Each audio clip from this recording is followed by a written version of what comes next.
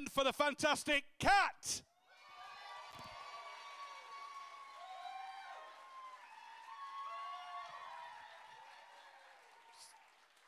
Oh, hang on. Bear with. That's better. So I went to the cinema the other day, and when it had finished, I thought I'd hold the door for people, like you do.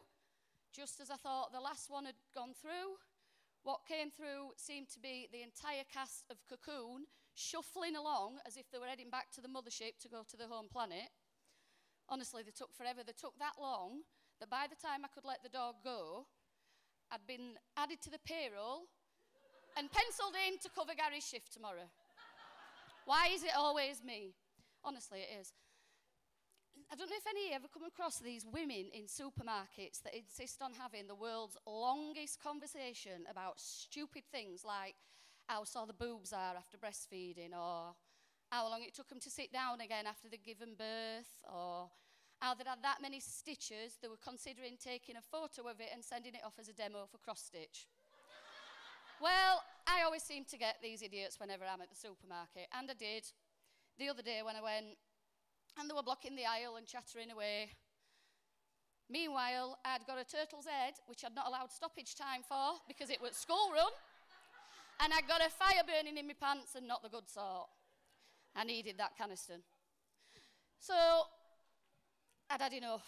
So like, for fuck's sake, Karen, nobody cares about your crusty nipples or your cavernous vagina. Move out the way, because I'm about to become a one-woman turtle sanctuary, and I've got a shop assistant following me around with empty yoghurt pots. Honest to God, Muller could have made a fortune from me. New Foo-Foo Delight, extra thick.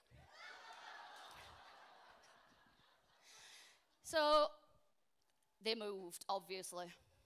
Just about to make a beeline for the canister when some tosser whooshes past in a world of his own with the strangest things in his trolley I couldn't help but notice.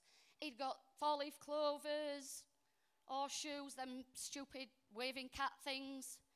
I thought he's really pushing his luck. Anyway, got said tube, applied as you do, didn't work. So I had to book in at the doctor's for said yeast infection. Yeast, isn't that an horrible word, yeast? I mean, just let that word permeate in your brain a minute.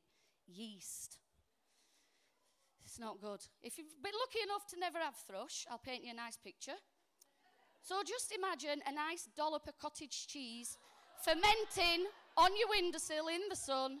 Add to that a healthy sprinkling of angry fire ants and apply to your crotch. And try not to scratch.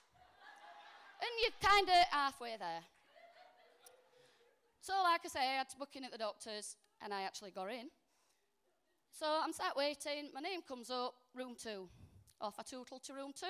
What do I do when I get there? Knock. Why do we knock? I mean, they know we're coming, they've asked for us to go to said room. Why do we knock? It's not like we're going to have an impromptu check-in on our 14-year-old son who was having some fun with his special sock. You've all had one, you definitely have. That one sock that's crustier than a nun's knickers that you try and hide under your bed in the hopes that no one will notice. Well, let me tell you, your mum knows. Yeah, it's not good. So, but the funny thing's kids, aren't they? I've got a 9-year-old daughter. Why did nobody warn me that trying to argue with a child is like trying to push water uphill? I mean, God. They have got more power over us, these tiny humans that we've created, than the 1960s had over gays, honestly. It's unreal. So she was pestering and pestering and pestering for a pet. And I thought, this is one battle I'm going to win. She's not responsible enough. She's not having one. But I caved. Can't help it, can you? It was just before Christmas. She'd been doing really well at school. So I thought, yeah, you can have a pet. Go on then, I'll treat you. She didn't want a rabbit. She didn't want a guinea pig, you know, something nice and small and furry. No, she wanted a fucking lizard. It's got to be my child. She likes to be different. So we went to the pet shop. She had a look at a few of them, picked out a lizard, went home, set it up in its nice vivarium, left it to settle in, like you do. I mean, I don't know if you do with lizards, but we did. And after a while, you know, we'd trying to get it used to us, putting his hand in with a bit of food on. But this bloody thing were awful. It was so angry and agitated. It were really feisty. And we tried and tried and tried, and it just weren't settling. It just didn't like people. Fair enough. So we admitted defeat, took it back to the pet shop. Got to the pet shop, and I'm explaining to the shop boy, George, about this bloody lizard. He's like, so what's the problem? I said, well, it's really, really angry all the time. We can't get it to calm down or warm up to us. It's just not good. I want you to take it back. He says, well, what do you want me to do? I said, well, isn't it obvious? We need a karma chameleon. But the thing is, it was such a pity. You know, we was getting it before Christmas with all the nice colours, you know, the changed colour. It was such a pity. It blended in lovely, this chameleon. Red, gold and green. Red, gold and green. I've been Kat. Thank you very much.